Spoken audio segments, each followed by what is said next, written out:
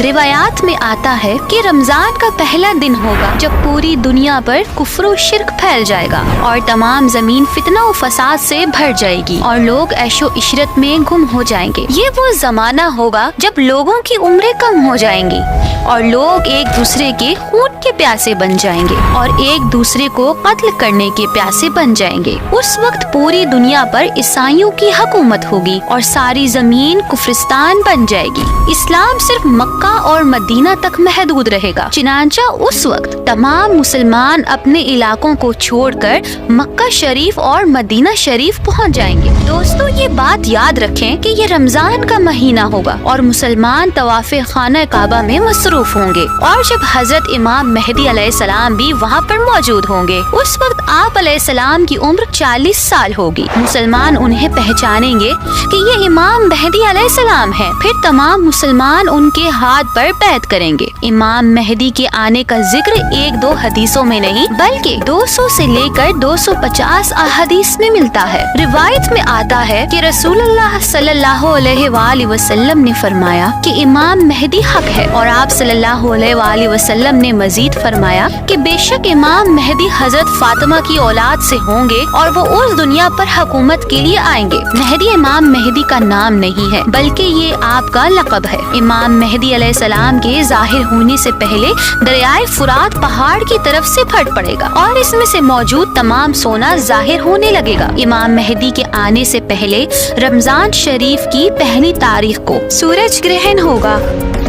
یہ سورج گرہن دوپہر کے وقت کا سورج گرہن ہوگا اور ایسا سورج گرہن پہلے کسی نے بھی نہیں دیکھا ہوگا۔ یہ سورج گرہن اتنا خطرناک ہوگا کہ لوگ اس کو دیکھتے ہی ڈر جائیں گے، اور 3 یا 7 راتیں مشرق کی طرف ایک خوفناک اور بڑی آگ ظاہر ہوگی، اور اسی سال بہت بڑے خوفناک زلزلے بھی ہوں گے۔ امام مہدی کے آنے سے پہلے ترکی ایک بار پھر سے غیر مسلموں کے ہاتھ میں چلا جائے۔ پھر وقت گزرنے کے ساتھ ساتھ جب مکہ کہ تمام لوگ امام مہدی علیہ السلام کے ہاتھ پر بیعت کر لیں گے تو پھر وہ وقت آئے گا کہ ایک بار پھر ترکی مسلمانوں کے پاس آ جائے گا۔ وہ لوگ جو سب سے پہلے حضرت امام مہدی علیہ السلام پر ایمان لائیں گے وہ خراسان کا لشکر ہوگا۔ ان کے ہاتھ میں کالے جھنڈے ہوں گے اور اس زمین پر اللہ کے سوا ان کو روکنے والا کوئی بھی نہ ہوگا۔ امام مہدی علیہ السلام کا ظہور قیامت کی بڑی نشانیوں میں سے پہلی بڑی نشانی ہوگی۔ حضرت علی رضی اللہ تعالیٰ عنہ سے روایت ہے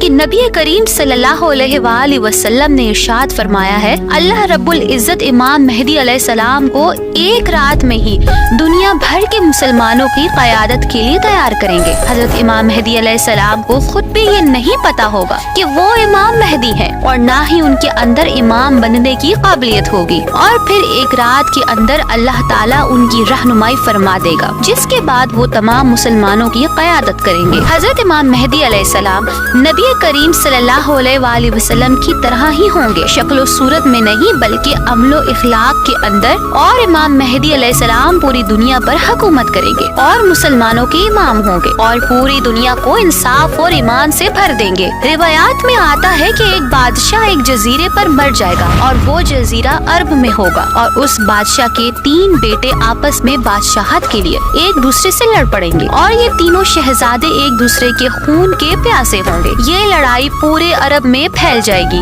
اس لڑائی سے بچنے کے لیے مدینے میں رہنے والا ایک آدمی جن کا نام محمد ابن عبداللہ ہوگا، وہ مدینے سے خاموشی سے نکل کر مکہ چلے جائیں گے، کیونکہ وہ اس مسئلے میں خود کو نہیں پھنسانا چاہتے ہوں گے، اور نہ ہی وہ یہ چاہتے ہوں گے کہ لوگوں کو ان کے بارے میں پتہ چلے، لیکن اس کے باوجود بھی مکہ والے لوگ اس کو پہچانیں گے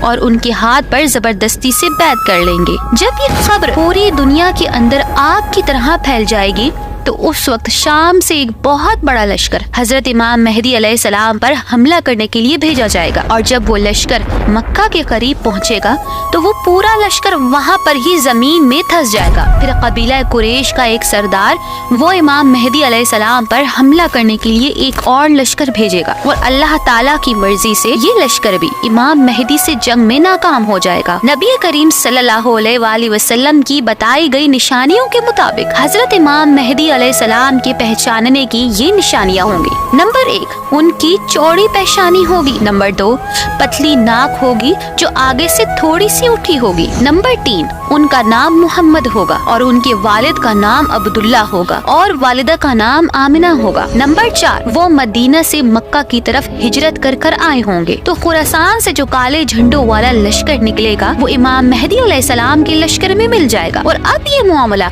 चल ही रहा होगा कि इतने में एक शोर मच जाएगा कि दजाल आ गया, दजाल आ गया। और फिर जब इमाम मेहदी अलैहिस्सलाम ये सुन लेंगे तो इमाम मेहदी अलैहिस्सलाम लोगों को लेकर मुल्क शाम चले जाएंगे। लेकिन जब वो वहाँ पहुँचेंगे तो पता चलेगा कि ये आवाज शैतान की थी और उसने लोगों को झूठ बोला था। लेकिन जब हजरत इमाम मेहदी अलैहिस्सलाम वहाँ पर पहुँच जाएंगे फिर दजाल निकल आएगा और इतने में दजाल पूरी दुनिया घूम लेगा। इसके बाद ईसा बिन मरियम आसमान से उतरेंगे। फिर नमाज फजर के लिए अकामत होगी तो लोग कहेंगे कि ए ईसा इब्ने मरियम इमामत के लिए आगे तशरीफ लाएं। तो हजरत ईसा अलैहिस्सलाम फरमाएंगे तुम्हारा इमाम ही तुम्हें नमाज पढ़ाएगा। तो उस वक्त इमाम मेहदी रजी अल्लाह ताला अन्हा नमाज की इमामत फरमाएंगे। जब लोग नमाज से फारिग हो जाएंगे तो तमाम लोग मिलकर हजरत ईसा अलैहिस्सलाम की क़यादत में दजाल से मुकाबले के लिए निकलेंगे। और उसी वक्त दजाल की यह हालत होगी कि जब वो हजरत ईसा अलैहिस्सलाम की खुशबू महसूस करेगा तो वो भागेगा। तो हजरत ईसा अलैहिस्सलाम उसका पीछा फरमाएंगे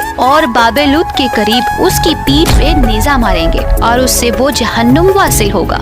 आज की ये वीडियो यही थी। उम्मीद है आप सब ने कुछ न कुछ जरूर सीखा होगा। अगली वीडियो तक के लिए अल्लाह हाफिज।